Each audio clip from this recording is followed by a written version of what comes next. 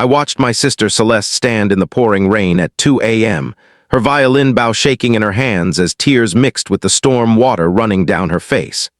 What happened next changed our entire family's life forever, and I still get chills thinking about it. You have to understand something about Celeste. She's not just my little sister. She's the girl I raised after our parents died in that car accident 8 years ago. I was 20 when I became her guardian, working double shifts at Chicago General Hospital just to keep us afloat. Celeste was 14 then, broken and angry at the world, but she had this gift. This incredible, beautiful gift with the violin that could make grown men cry. I remember the social worker telling me I was too young to take care of a teenager. She said Celeste would be better off in foster care. I looked at that woman and said, "Over my dead body." Because I knew something she didn't. I knew that violin wasn't just an instrument to Celeste. It was her lifeline. It was how she talked to our parents even after they were gone. For 8 years, I watched my sister pour everything she had into that violin. She practiced in parks because our apartment walls were too thin. She performed in subway stations and coffee shops, her violin case open for tips. She ate ramen noodles for months to afford new strings. Every rejection letter from orchestras hit her like a physical blow, but she never quit. Not once. That's why seeing her standing there in Millennium Park at 2 a.m., drenched to the bone and sobbing while she played, broke my heart in ways I can't even describe. I wasn't supposed to be there. I was supposed to be at the hospital working my overnight shift, but something told me to check on her. Some sister instinct that said she needed me. I parked my car and sat there watching her play, Ave Maria, with more raw emotion than I'd ever heard from any professional orchestra. The rain was coming down so hard I could barely see her through my windshield, but I could hear every note cutting through the storm like a cry for help.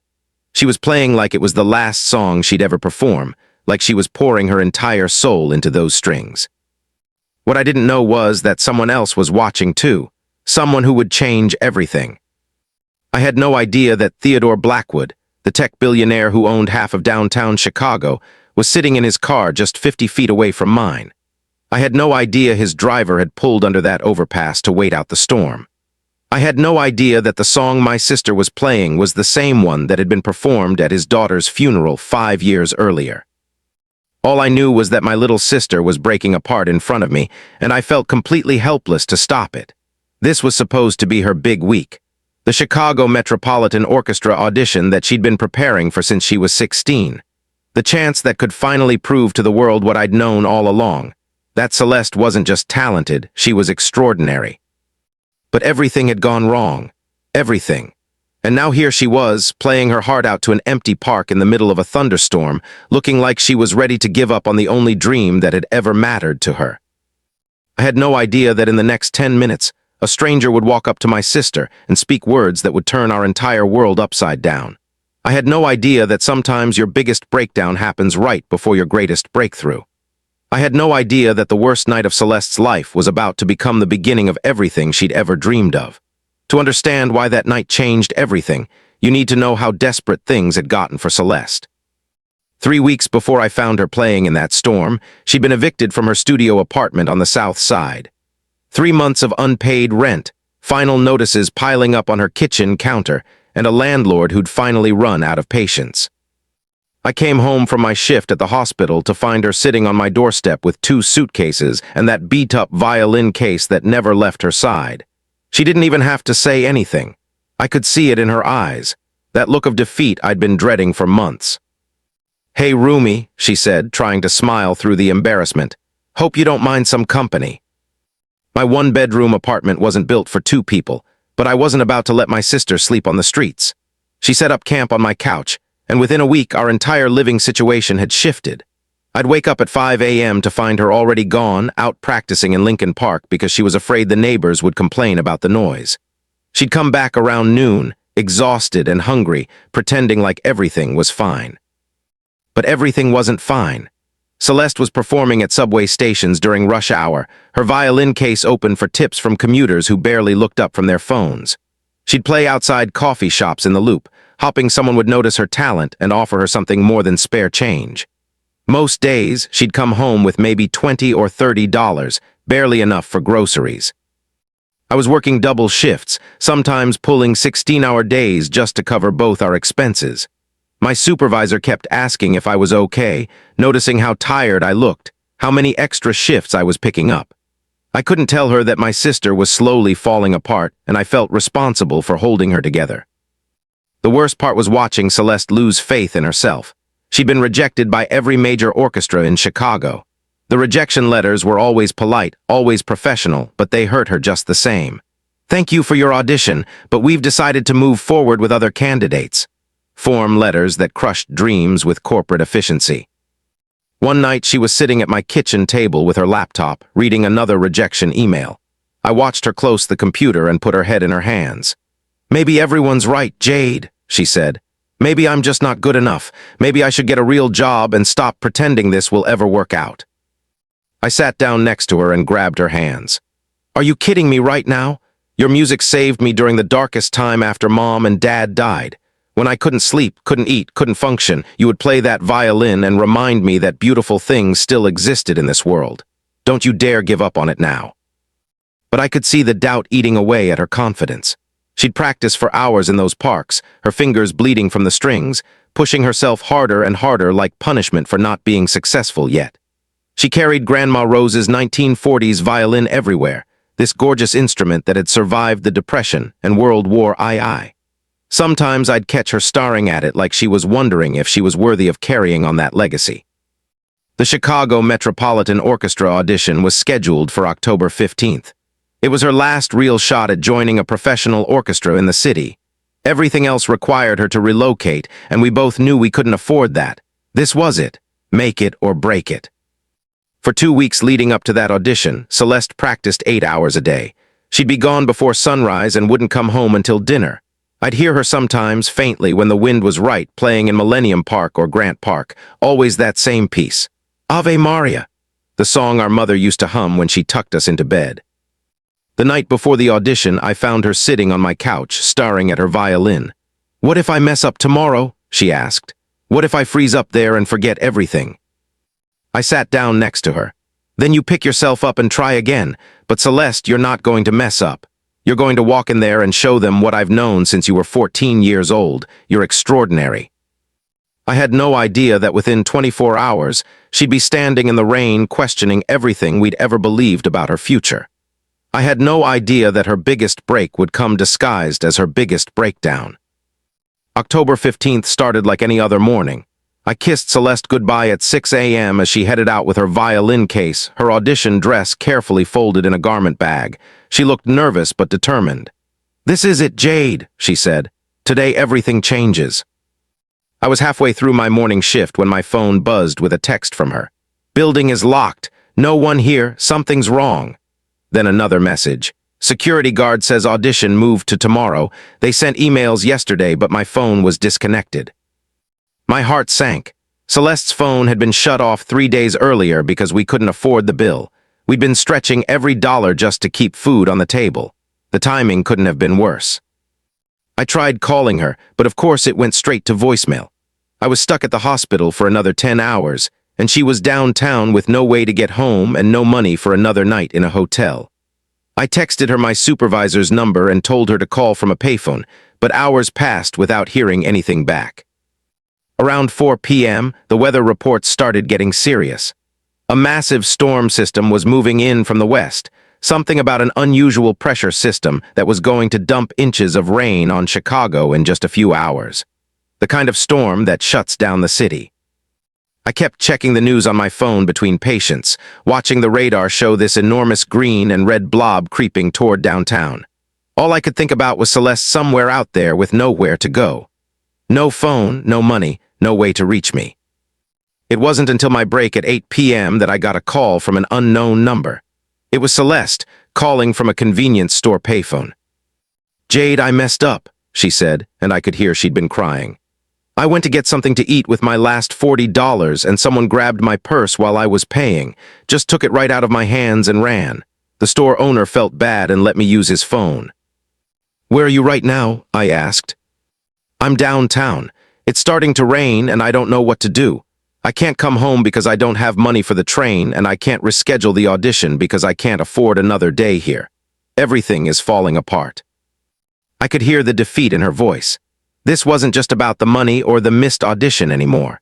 This was 8 years of struggle catching up to her all at once. All those rejection letters, all those nights performing for strangers who barely noticed her, all those mornings waking up on my couch wondering if she was just kidding herself about having any real talent. "Listen to me," I said. "Stay somewhere dry until my shift ends. I'll figure out a way to come get you." But even as I said it, I knew it wasn't that simple. The storm was getting worse by the hour, and I was scheduled until 6 a.m. My supervisor would never let me leave during a storm when the hospital needed all hands on deck. When we hung up, I felt completely helpless. My little sister was stranded downtown in what was shaping up to be one of the worst storms of the year. The girl I'd raised, the girl who'd survived losing our parents and 8 years of financial struggle, was finally hitting her breaking point. Around 11 p.m., the storm really hit. Rain was coming down so hard you couldn't see across the hospital parking lot. The emergency room started filling up with accident victims from the slick roads. I was running between patients, but my mind was on Celeste. I tried calling the payphone at that convenience store, but no one answered. I called every hotel within walking distance of the audition building, but either they were full or she couldn't afford a room anyway. At 1:30 a.m., during a brief lull between emergencies, I made a decision that probably broke protocol. I told my supervisor I had a family emergency and drove downtown to look for her. The streets were flooding, visibility was terrible, but I had to find my sister. That's when I saw her in Millennium Park, standing under the Crown Fountain Pavilion, playing her violin in the middle of the storm. She was soaked to the bone, her hair plastered to her face, but she was playing Ave Maria like her life depended on it. I parked across the street and just watched her, my heart breaking with every note she played. I sat in my car watching Celeste for what felt like hours but was probably only minutes. She wasn't performing for money anymore. There was no open violin case, no hope for tips. This was something else entirely, something raw and desperate and heartbreaking. The rain was coming down harder now, and even under the pavilion's partial shelter, she was getting soaked. Her concert dress, the one she'd been saving for auditions, was clinging to her like a second skin. Her hair was plastered to her face, but she kept playing. Every note was crystal clear, cutting through the sound of the storm like a cry for help. I wanted to get out of the car and run to her, but something stopped me. Maybe it was the way she was standing, so straight and determined despite everything falling apart around her. Maybe it was the music itself, so beautiful and mournful that it demanded to be heard completely. Or maybe I just knew that this was her moment, whatever it was, and she needed to have it without her big sister trying to rescue her. She was playing from memory now. I could see her sheet music scattered on the ground, ruined by the rain. But it didn't matter. She knew Ave Maria like she knew her own heartbeat. This was the piece our mother used to hum when we were kids, the song that got us through the darkest days after the accident. Celeste had been playing it for 8 years, perfecting every phrase, every dynamic, every emotional nuance. But tonight was different. Tonight she was playing it like it meant something more than just a beautiful melody. She was playing it like a prayer, like a goodbye, like a final conversation with everyone she'd ever lost. I could see her crying even through the rain. Her shoulders were shaking, not from the cold, but from the weight of everything she was carrying. 8 years of struggle, 8 years of rejection, 8 years of wondering if she was good enough, if she was worthy of the gift she'd been given, if she was honoring the memory of our parents who'd believed in her dreams even when nobody else did. From where I was sitting, I could see a few other people taking shelter around the park. A couple of homeless individuals had found dry spots under the other pavilions. A maintenance worker was waiting out the storm in his truck. But mostly, the park was empty. Just my sister and her violin and the storm that seemed determined to wash away everything she'd worked for. That's when I noticed something that made my stomach drop. Celeste had set her violin case on the bench beside her, and it was open, not for tips, but because she was looking at something inside. Even from across the street, I could see what it was. The pawn shop receipt she'd gotten 3 days earlier when she'd asked about selling the violin. The man at the shop had told her it was worth about $8,000. "It's a beautiful instrument," he'd said. "1940s craftsmanship, well-maintained. I could give you $6,000 cash." That money would solve all our immediate problems. It would get her a place to live, help me with the bills, give us both some breathing room to figure out what came next. But it would also mean giving up the one thing that connected her to our family's history.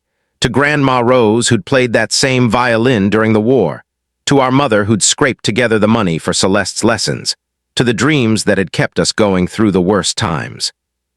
I watched her pick up that pawn receipt and look at it in the dim light from the street lamps. The rain was soaking the paper, making the ink run, but I could see her reading it over and over like she was trying to memorize the numbers. Then she did something that broke my heart and made me proud at the same time. She crumpled up that receipt and threw it into the storm, picked up her bow, adjusted her grip, and started playing again. Not Ave Maria this time, but something new, something I'd never heard before but recognized immediately as pure Celeste. Raw, honest, fearless. She was playing for herself now, not for an audition panel or a crowd or even for tips. She was playing because that's who she was, that's who she'd always been. And if this was going to be her last performance as a professional musician, she was going to make it count. What neither of us knew was that someone else was listening, someone who would change everything. I was so focused on watching Celeste that I almost missed the black sedan pulling up to the curb about 50 feet from my car. At first, I thought it was just another driver seeking shelter from the storm. But then I saw a man in an expensive coat step out into the rain, ignoring his driver's protests. He was tall, probably in his 50s, wearing what looked like a $1,000 suit that was getting absolutely ruined by the downpour. His driver kept calling after him, "Sir, please get back in the car. You'll catch pneumonia out there." But the man wasn't listening. He was walking straight toward the pavilion where Celeste was playing. My protective instincts kicked in immediately. Who was this stranger approaching my vulnerable sister at 2 a.m. in the middle of a storm? I had my hand on the car door handle, ready to intervene when I saw him stop about 20 feet away from her. He wasn't advancing anymore. He was just standing there in the rain, listening. Celeste hadn't noticed him yet. She was completely absorbed in her music, her eyes closed, playing from somewhere deep in her soul. But I could see this man's face clearly under the street light, and what I saw there stopped me cold. He wasn't looking at her like a predator or even like a curious stranger. He was looking at her like someone who was hearing something that meant everything to him. When Celeste finished her piece, she finally opened her eyes and saw him standing there. I could see her startle, immediately apologetic and embarrassed. "I'm sorry," she called out over the sound of the rain. "I didn't know anyone was listening. I'll pack up and get out of your way." But instead of walking away, the man stepped closer. "Please don't apologize," he said, his voice carrying clearly despite the storm. "That was the most beautiful performance I've heard in 20 years. What's your name?" Even from my car, I could see Celeste's confusion. "I'm Celeste. I was just playing for myself. I know it's late and probably disturbing people." "Disturbing?" The man shook his head. "That piece you just played, Ave Maria, it was my daughter's favorite. She passed away 5 years ago and I haven't been able to listen to it since. But hearing you play it tonight, it felt like she was here with me again." I watched my sister's expression change from embarrassment to something deeper. "I'm so sorry for your loss. Music has always been how I connect with the people I've lost too." "What brings you out here in this storm?" he asked gently. And then Celeste did something she rarely did with strangers. She told him the truth. About the missed audition, the stolen purse, the years of struggle, the decision she'd made tonight to say goodbye to her professional dreams. She told him about our parents, about Grandma Rose's violin, about feeling like she'd failed everyone who'd ever believed in her. The man listened without interrupting, and when she finished, he was quiet for a long moment. Then he reached into his coat pocket and pulled out a business card. "My name is Theodore Blackwood," he said. "I run a foundation that supports young musicians. What I heard tonight wasn't failure, Celeste. It was the most authentic, emotionally honest performance I've ever witnessed. My daughter Claire died of leukemia when she was 17. She was a pianist, and she always said that technique meant nothing without heart. You have more heart in your playing than most professionals I've funded." I saw him reach into his other pocket and pull out what looked like a checkbook. "I want to offer you a full scholarship to any music school you choose, plus living expenses. I also want to commission you to perform at our annual memorial concert in Claire's honor. This is an advance on that commission." He handed her a check, and even through the rain and distance, I could see Celeste's hands shaking as she looked at it. "Sometimes," Theodore said, "the best auditions happen when no one's supposed to be listening." I sat in my car for another 10 minutes after Theodore, and his driver helped Celeste into their sedan, watching their taillights disappear into the storm. My hands were shaking as I called into the hospital and told my supervisor I wouldn't be back that night. For the first time in 8 years, I put my sister before my job, and it felt like the most natural thing in the world. Celeste called me from Theodore's car 20 minutes later, her voice barely recognizable through the tears and laughter. "Jade, you're not going to believe what just happened. I need to tell you everything, but first I need you to know that we're going to be okay. We're finally going to be okay." The check was for $10,000. Just like that, our immediate financial crisis was over. But more than that, Theodore had given Celeste something she'd been searching for her entire adult life. Validation that her talent was real, that her dreams weren't foolish, that the years of struggle had been building toward something meaningful. 3 weeks later, I drove Celeste to O'Hare Airport for her flight to New York. She'd been accepted to Juilliard with a full scholarship through Theodore's foundation, plus a monthly stipend that would cover all her living expenses.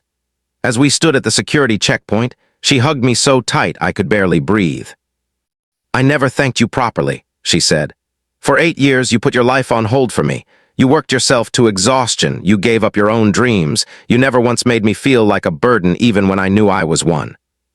"You were never a burden," I told her. "Watching you refuse to give up on your music taught me more about courage than anything else in my life." The memorial concert for Claire Blackwood took place 6 months later in Symphony Hall. I flew out to watch Celeste perform as the featured soloist with the Boston Symphony Orchestra. Theodore introduced her by saying, "Sometimes the most extraordinary talent is found in the most unexpected places, by people who refuse to let circumstances define their possibilities." Watching my sister on that stage, wearing a beautiful gown that actually fit her, playing Grandma Rose's violin for an audience of 2,000 people, I thought about that night in the storm. How her lowest moment had become the foundation for everything that came after. Celeste graduated from Juilliard summa cum laude and was immediately offered first chair with the New York Philharmonic. But more importantly, she started her own foundation for struggling young musicians. Every year, she performs free concerts in parks around the country, rain or shine, because she says you never know who might be listening. I finally went back to school and became a nurse practitioner, specializing in pediatric oncology. Theodore's foundation helped cover my tuition, and now I work at Children's Hospital treating kids like Claire, trying to give families the kind of hope that music gave us. Last month, Celeste performed in Millennium Park for the 5th annual Music in the Storm Festival. She played Ave Maria at the exact spot where Theodore found her, under that same pavilion. This time, thousands of people were listening, but she played it like she was still that broken girl with nothing left to lose. After the concert, a teenage boy approached her with a beat-up guitar case. "I heard your story," he said, "about playing in the rain when everything seemed hopeless. I've been thinking about giving up music, but maybe I shouldn't." Celeste smiled and handed him one of her foundation's scholarship applications. "Sometimes your greatest breakthrough comes disguised as your worst breakdown," she told him. "Never stop playing, especially when it feels like no one's listening. You never know who might need to hear exactly what you have to say." That's the lesson I learned that night in the storm. Your lowest moment might be the setup for your greatest triumph.